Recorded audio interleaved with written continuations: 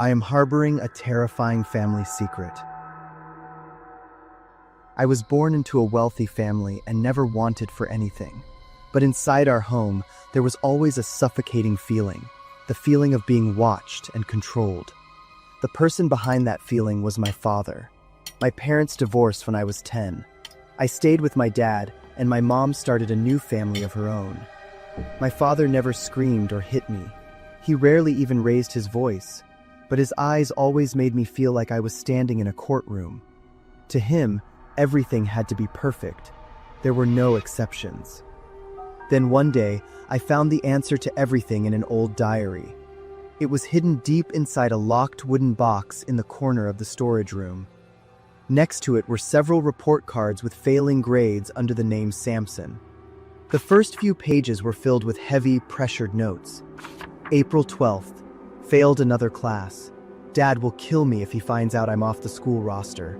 I have to create a cover story. I'll tell them I'm working as a rescue diver.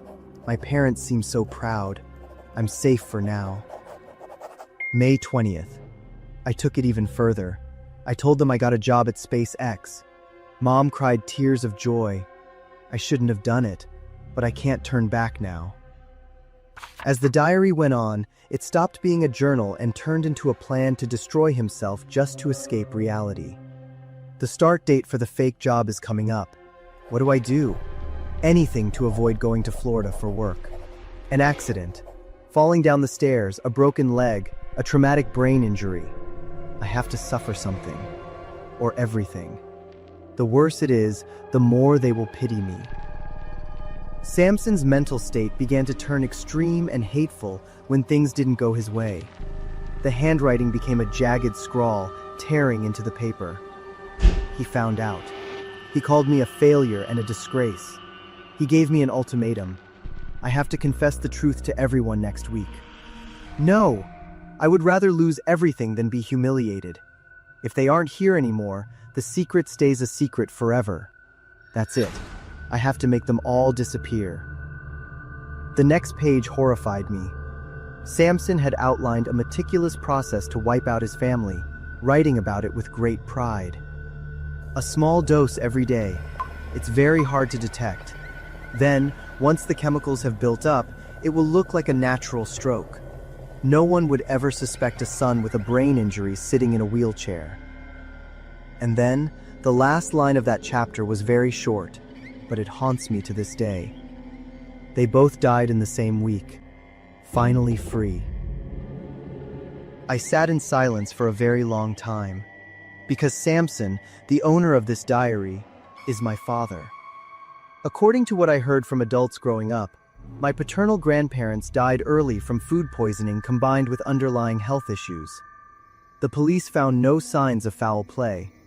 It was ruled a tragic accident. But this diary told a different story.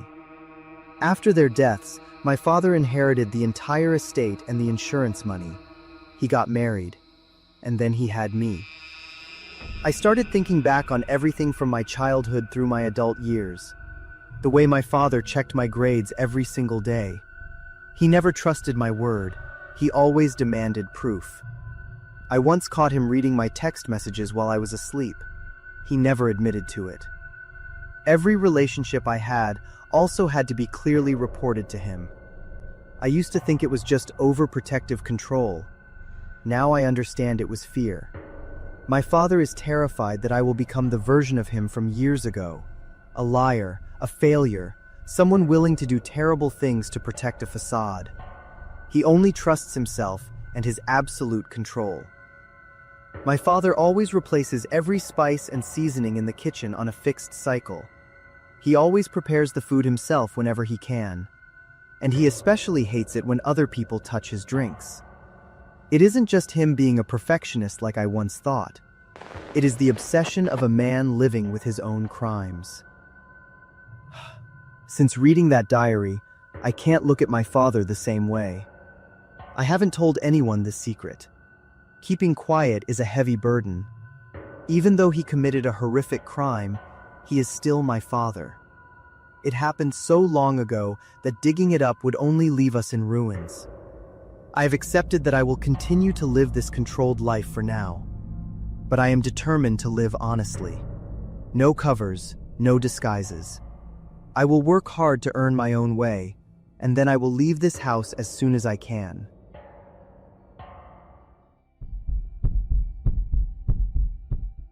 My name is Rachel. I'm 25 years old and live in San Diego. I have a steady job, and I'm currently in a very sweet relationship with a guy named Ethan. Ethan lives alone in a spacious house in an extremely quiet neighborhood.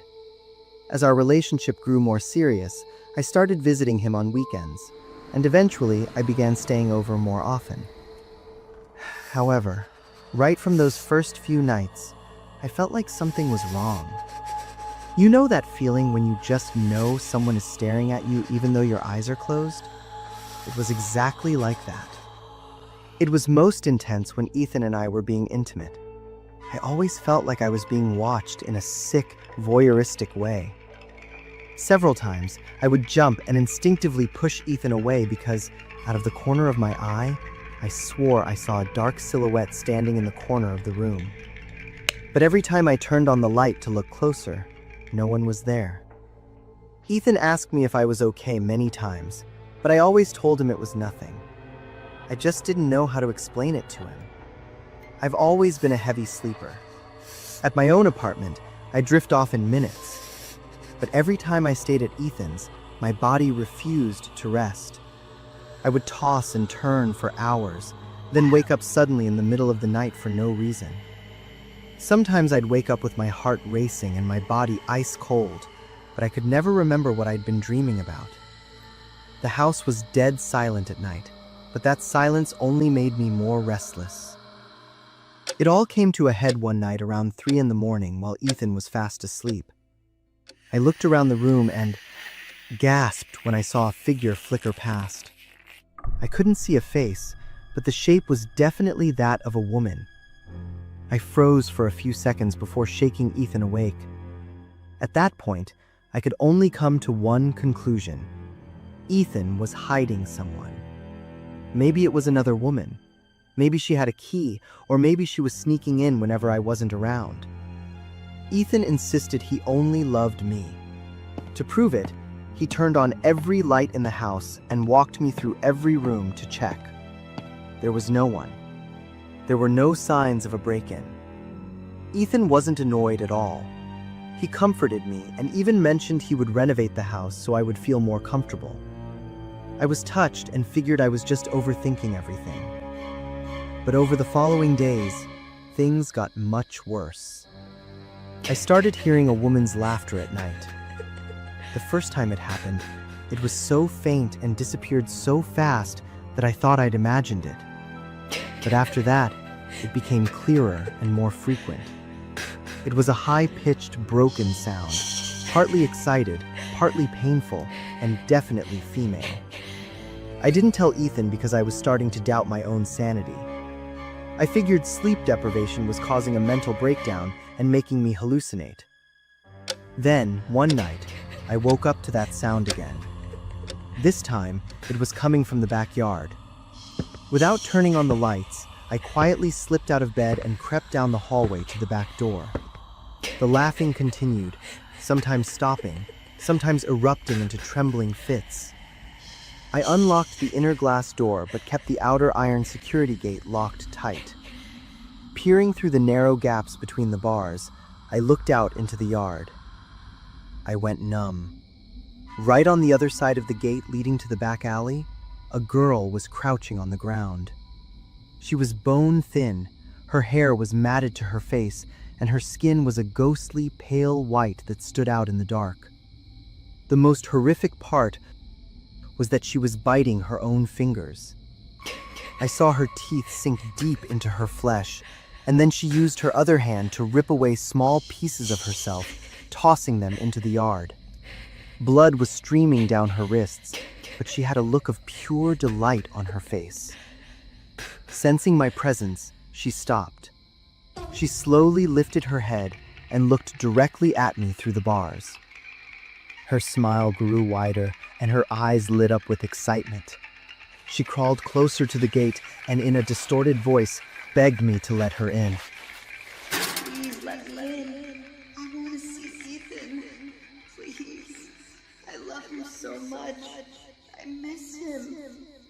I stared at her bulging eyes and her bright red mouth that spat blood as she spoke. Her mangled, chewed-off hand kept reaching through the bars toward me. I let out a blood-curdling scream to release all my terror. I squeezed my hand shut, closed my eyes tight, and in that exact moment, I bolted upright. I opened my eyes to find myself in the bedroom, my hair and the back of my shirt soaked with sweat. A worried Ethan was holding my shoulders. I sobbed uncontrollably, describing every detail of the woman's face and her self-mutilation. Immediately, I saw Ethan's face turn deathly pale. His eyes filled with a look of panic and guilt that I had never seen before. After a long, suffocating silence, Ethan slowly told me about Claire. Claire was his ex-girlfriend. He had broken up with her after realizing she was mentally unstable. But after the breakup, Claire became a frantic stalker. She followed him, harassed him, and broke into his house multiple times. It all reached a breaking point one night when Claire broke in and attacked Ethan in a total loss of control. Ethan told me that in a state of extreme panic and self-defense, he had accidentally killed her. The police later ruled it as self-defense during a psychological crisis, and Ethan was acquitted. As I listened, the room felt like it was spinning. It turned out the dark shadow, the laughter, and the woman tearing at her own flesh. They were all images of Claire. Everything between Ethan and me changed after that night. Even though we are still dating, and even though Ethan is still a kind man and I love him very much, an unbridgeable gap has opened between us. Every time he holds me, every time we are close, I can't escape the thought that these hands once took a life.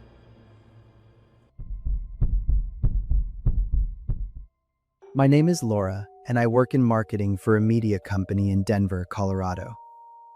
To tell you a little bit about my interests, I am a huge animal lover, especially dogs. However, I don't have a dog of my own right now because my current living situation just doesn't allow for it. I have a close coworker named Stella. We share the same love for animals, and Stella has a golden retriever named Milo. I usually drop by her place on the weekends to play with Milo just to get my dog fix. Through our casual chats, Stella told me about two couples who lived in her neighborhood that she was very close with. For the sake of the story and to protect their privacy, I'll just call them Couple A and Couple B. They all met while walking their dogs at the local dog park and became fast friends. I had met them a few times at Stella's house. Couple A seemed very intellectual. The husband was a lawyer and the wife was a teacher. Couple B was more high energy. Both of them worked in the creative industry. Seeing the way they pampered their dogs and laughed together, anyone would have thought this was a textbook example of a perfect friendship. Everything seemed perfectly normal until one specific night. That evening, I stopped by Stella's house to pick up my phone. I had left it at the office, and Stella was kind enough to bring it home for me. I arrived just as Stella and the two couples were having a small wine party. They even let their dogs run around together in the house. They invited me to stay and join the party, and I happily agreed. At first, the atmosphere was very relaxed and cozy. Stella and the couples talked about work and shared tips on raising pets. I didn't drink much because I mostly wanted to play with the dogs. But then, as the wine bottles started to run dry, the mood of the party began to take a terrifying turn. The jokes, which started out harmless, suddenly took on a sharp, bitter edge. I started to get goosebumps when the husband from Couple A began making aggressive, mocking remarks toward his wife and the husband from Couple B. At first, I thought he was just drunk, but the tension in the eyes of all four of them made my blood run cold. Stella seemed to notice it too. She became quiet, just sitting there listening and occasionally glancing at me with a look of pure confusion and worry. The subtle jabs quickly escalated into blunt insults. The air in the room became thick with tension. Even the three dogs stopped playing and stayed still. The peak of the tragedy happened in the blink of an eye. The insults turned into screaming matches and heavy accusations of infidelity being thrown in each other's faces. Stella stood up to try and intervene, but at that exact moment, the husband from couple A lunged to his feet. He pulled a handgun from behind his belt and pointed it directly at his wife's face. Stella and I looked at each other in total panic. We didn't say a word, but we moved in perfect sync. The two of us scrambled to grab Milo and the other two dogs, dragging them toward the nearest bathroom. I stumbled over my own feet, using every bit of strength I had to hold on to two of the dogs while my body shook with terror. We locked the bathroom door, and Stella dialed 911. But before the call could even connect, several gunshots rang out right outside the door. We huddled together and burst into tears, while the dogs barked uncontrollably at the noise. Then, a heavy, suffocating silence followed. We didn't dare move or leave our spot. We stayed there until we heard the front door being kicked in, the sound of heavy boots, and the voices of officers barking orders. We knew the police had finally arrived. When we stepped out, even though I had tried to prepare myself, I was still completely shocked by the scene in front of me. The wife who had the gun pointed at her was lying motionless on the floor, her body covered in blood. The husband from couple B was the same way. His head was unrecognizable from the multiple shots that had hit him. The shooter had already been tackled and restrained by the police. He just sat there, his eyes empty and wild. The wife from couple B was collapsed in the corner of the room, having a total mental breakdown. The room that was once filled with laughter had turned into a horrific crime scene. The days that followed were filled with long sessions at the police station. We had to remember and retell every single detail of what we saw over and over again. After weeks of investigation, the bitter truth finally came out. It turned out that the wife from couple A and the husband from couple B had been having a secret affair for a long time. Those dog walking dates at the park were actually secret meetings. When the husband from couple A found out, his simmering jealousy turned a cozy wine night into a massacre. Stella moved out of that neighborhood immediately after the incident. To this day, we are still haunted by it. We haven't been able to escape the memory of that night of horror. I've started to pay much closer attention to the way people talk to one another. I realize that being close to someone doesn't always mean they are being sincere. Sometimes, the relationships that look the most perfect are built on the most dangerous secrets. A single moment of peace can turn into a tragedy in just a few minutes.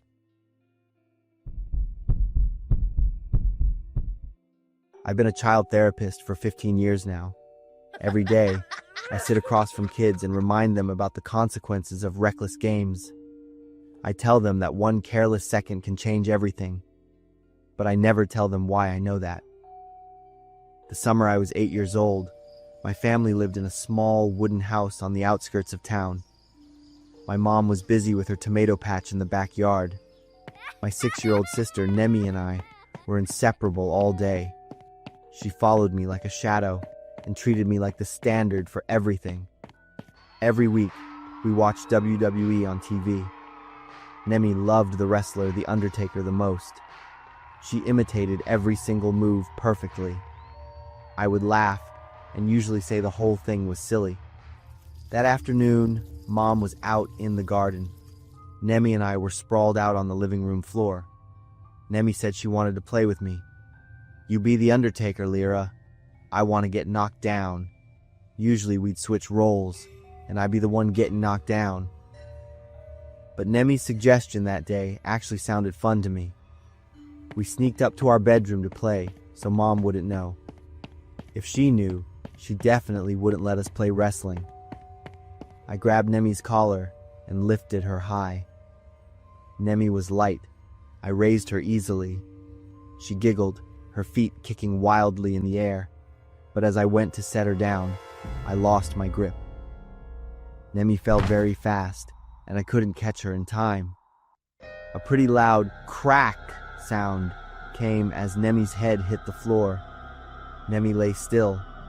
Blood started to leak out from under her hair. My heart felt like it stopped beating. I called Nemi's name in a shaky voice. Nemi groaned, her arms and legs twitching weakly. Her eyes opened, but her pupils were dilated, looking right through me. Panic swallowed the reasoning of an 8-year-old. I was afraid Mom would yell. I couldn't think clearly. I just wanted everything to disappear, to go back to before the accident happened. I pulled Nemi. She felt terribly heavier than usual, and I had to use all my strength to move her. I opened the closet door. I pushed Nemi inside. Nemi squirmed, kicking the closet door from the inside. Her cry was weak and choked, like she was trying to call me. But I still shut the door, pressing it tight until the latch clicked. Snack. I sat on the bed, just staring at the closet door. My whole body was numb. I saw the door shake slightly with every kick from the inside. Then came the scratching at the door, and then the heavy breathing. I turned the radio up as loud as I could. The loud music drowned out all other sounds. I just sat there, unmoving, unthinking, no feelings left. Only my empty eyes stared at the closet door, glanced at the wall clock, and looked back at the closet door. I counted every second.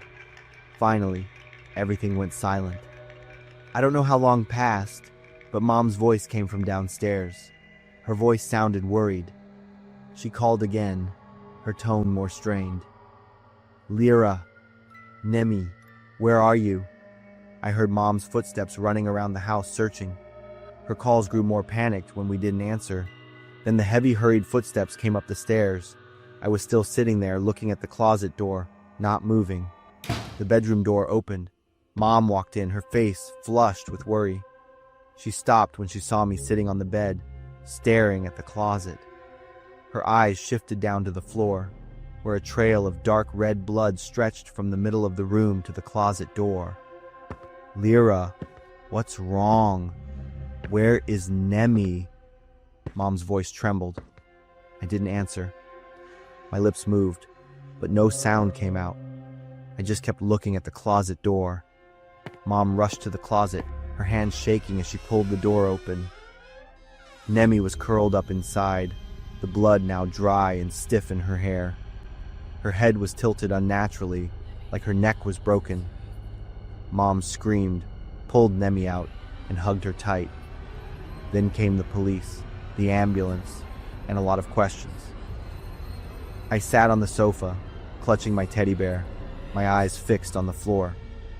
They said it was a tragic accident, and I was just an 8-year-old in a panic who didn't know what to do. Adult justice was gentle with me, but I knew the truth. Deep down, under the guise of a child, I knew what I did. I heard Nemi crying and pleading, the sound of her hands slamming against the wood panel, but I didn't open the door.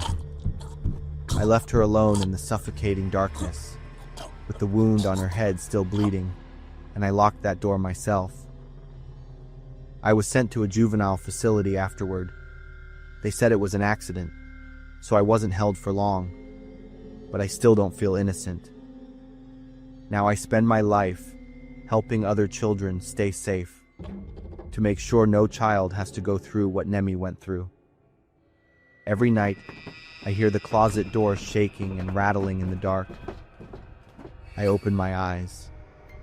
The corner of the room is pitch black, and a small figure, its head tilted to one side, appears. The figure moves closer, and I see the dried blood on her nightgown as dark stains. Her eyes stare straight at me, never blinking. Lyra, let me out. I'm scared of the dark. I can't move. Tears stream down my face. I just lie there, watching Nemi walk closer to my bed, step by step, slowly, with wet, bloody footprints on the floor. I'm sorry, Nemi. I've thrown out all the closets in my room, but the sound still finds me. The worst part is that sometimes the rattling stops, and I hear the closet door gently creak open, and the room turns cold, letting me know that Nemi is still there, waiting for me to open the door.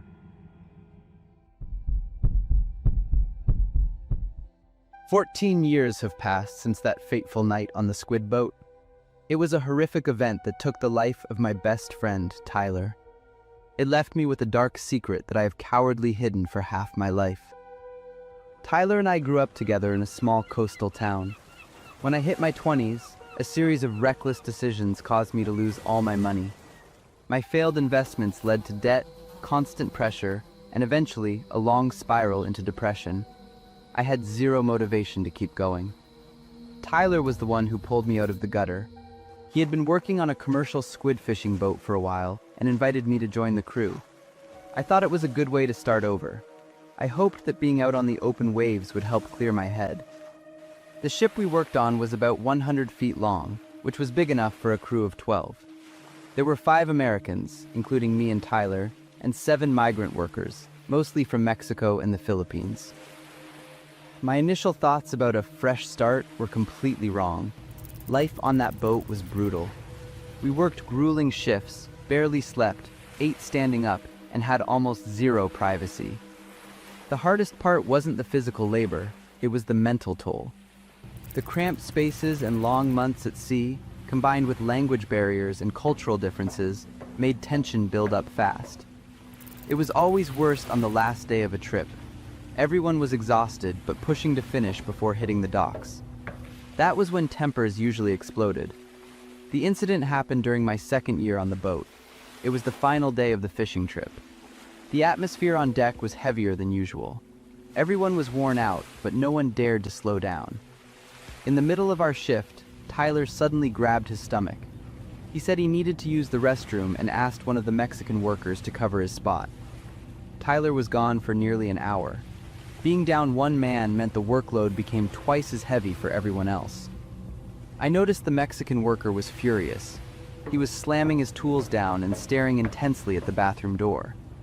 When Tyler finally came back, he apologized. He explained there was a family emergency and he had to stay on the phone. We Americans just shrugged it off, but I'll never forget the look of pure, icy hatred that worker gave Tyler's back. After we finished hauling in the nets, everyone found a spot on deck to catch a quick nap. But Tyler said, "I need to make one more call just to be sure," and headed toward the bathroom area at the back of the ship. About 5 minutes later, I noticed 2 of the migrant workers whispering and laughing together in a strange way. Since everyone else was passed out from exhaustion, their high energy felt weird to me. But I was so tired that I drifted off before I could think more about it. When I woke up, the ship had already docked at the harbor. People were cleaning up and getting ready to head home, but Tyler wasn't there. At first, I figured he had just jumped off the boat early. But after I had been off the ship for a while and still didn't see him, I started to worry. I asked around, but nobody knew where he was. I searched every inch of that boat, but he was gone. Finally, I went to the captain. He told me that Tyler had been transferred to another ship out at sea so he could get back to shore faster for his emergency. I remembered Tyler's frantic phone calls, so for a moment, I actually believed it. But I knew deep down that transferring a person between ships in the middle of the ocean isn't that simple. The doubt kept eating at me. As soon as I got home, I went straight to Tyler's house. His mother opened the door and told me Tyler hadn't come home yet. Right then, I knew something was terribly wrong. I called the captain back. This time, after a long silence, he admitted that Tyler had fallen overboard and was missing.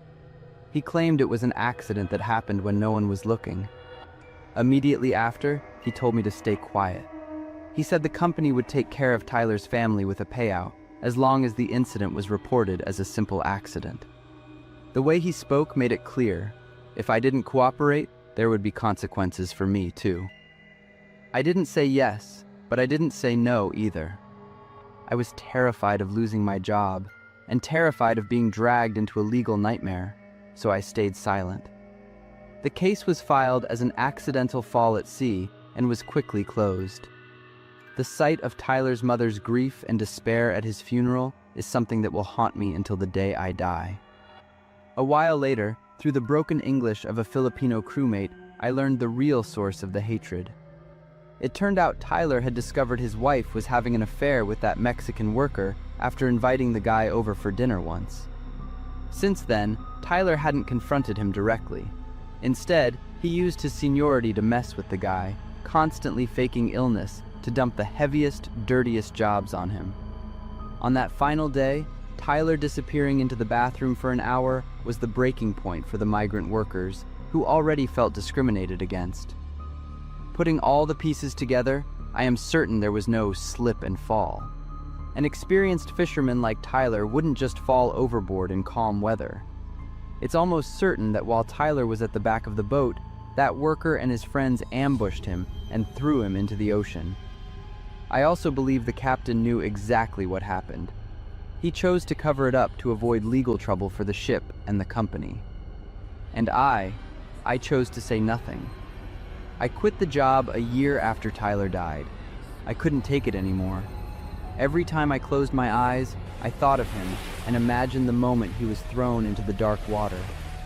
Even now, I carry a weight that I can never shake off. I had the chance to speak up, but I didn't. I let my fear and selfishness make the decision for me. To me, the ocean will always be a reminder of a buried truth and a friend I failed to protect.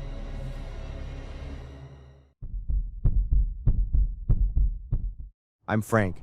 It all started on a weekend trip to visit my mother in Ohio. I was driving the 1989 Buick my father left me before he passed away last year. It was an old car with a host of minor problems, but I couldn't bring myself to sell it. I was used to estimating the remaining gas based on feel and distance traveled, but that afternoon I made a mistake. The sky turned a dark gray as I turned onto a small road cutting through rural Kentucky. It was getting dark, and I still had about 2 hours left to reach my mom's house.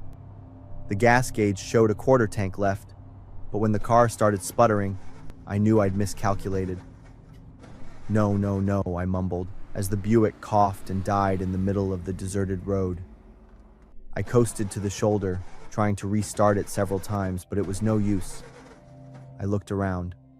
No gas station, no convenience store, not even a single car passing by. Just vast fields under the pale sunset light. I pulled out my phone and sighed. No signal. Of course.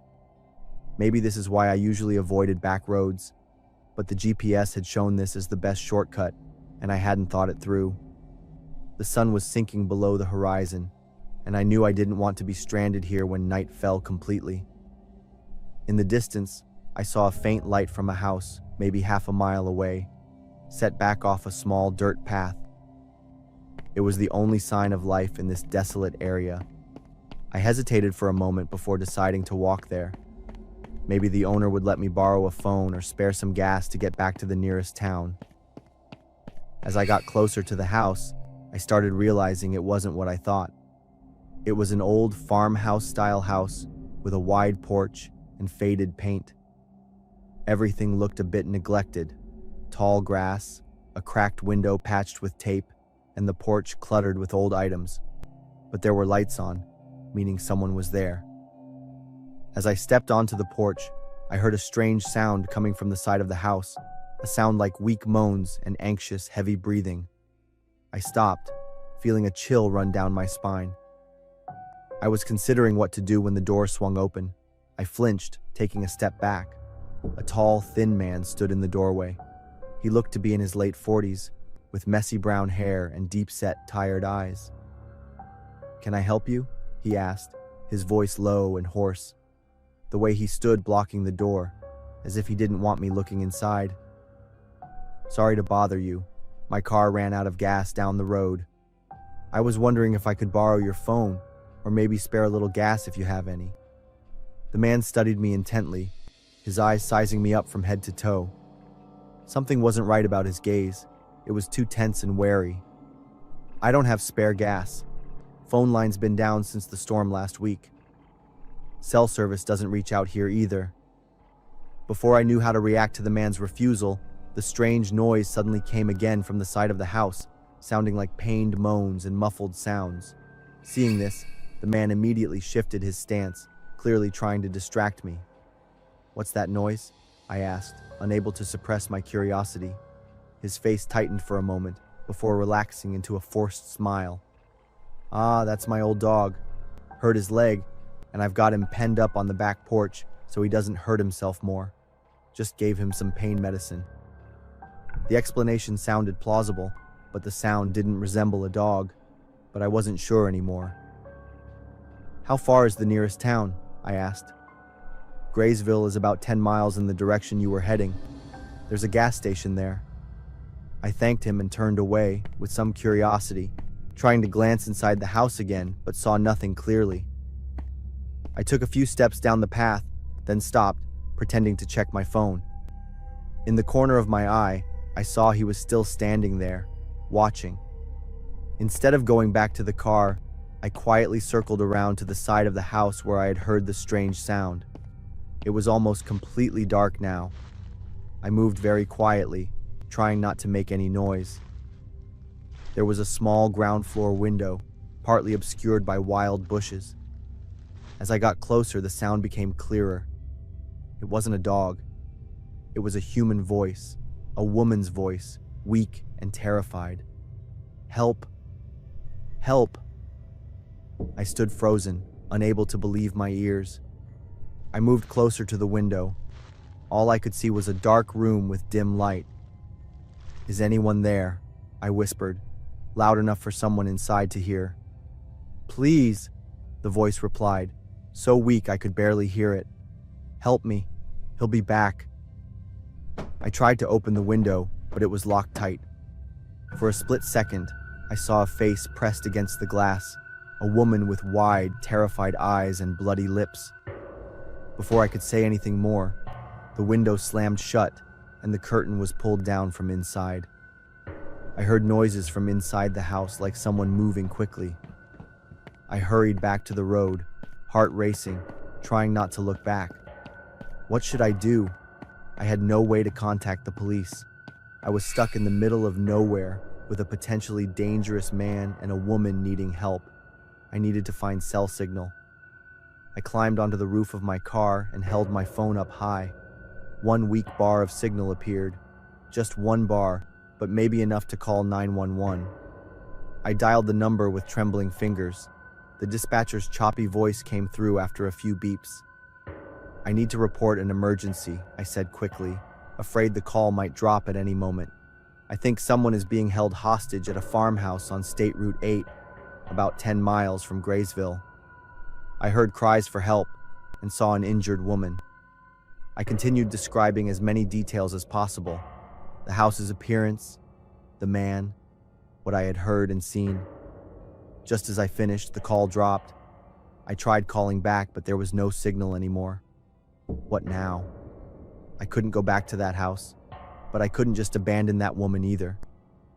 I decided to walk along the road, hoping to find a passing car or another house. After about 20 minutes, I saw headlights in the distance. I stood in the middle of the road, waving my arms like crazy. The vehicle slowed down. It was a large SUV. The driver was an elderly man. I borrowed his phone and called 911 again, confirming they had received my first call and were sending officers. Then, he kindly waited with me. About 15 minutes later, 2 police cars appeared with flashing lights but no sirens. I quickly explained the situation to the officers, and they asked me to stay by my car while they investigated the house. About 20 minutes passed in tense silence. Then, an officer returned to my car. "You were right to call us," the officer said, his expression grave. "We arrested the man inside the house and rescued the woman. She's being taken to the hospital for treatment." "Is she okay?" I asked, still trembling. "She's injured, but will be okay. It's unbelievable we found her. Emily Morton, a teacher from Louisville. Her family reported her missing 6 months ago." I felt a coldness run down my spine. 6 months? She was there for 6 months? The officer nodded, his eyes flashing with anger. "The suspect is David Reeves, has a prior kidnapping record. We've been looking for him everywhere." The next day, at the police station, I completed my official statement. The detective showed me a newspaper article about Emily's disappearance and her photo. A young woman with a radiant smile, unlike the horrified face I had seen through the window. A week later, I received a letter. Inside was a thank you card from Emily's family and a short note from Emily herself. Frank, I don't know how to thank you enough. The doctor said if I had been there a few more days, I might not have survived. You were brave enough to stop when many others would have driven away. You saved my life. Every time I drive, I still think about that night, about the old Buick running out of gas, an incident that seemed like bad luck, but ended up saving Emily's life. Sometimes life's breakdowns lead us exactly where we need to be.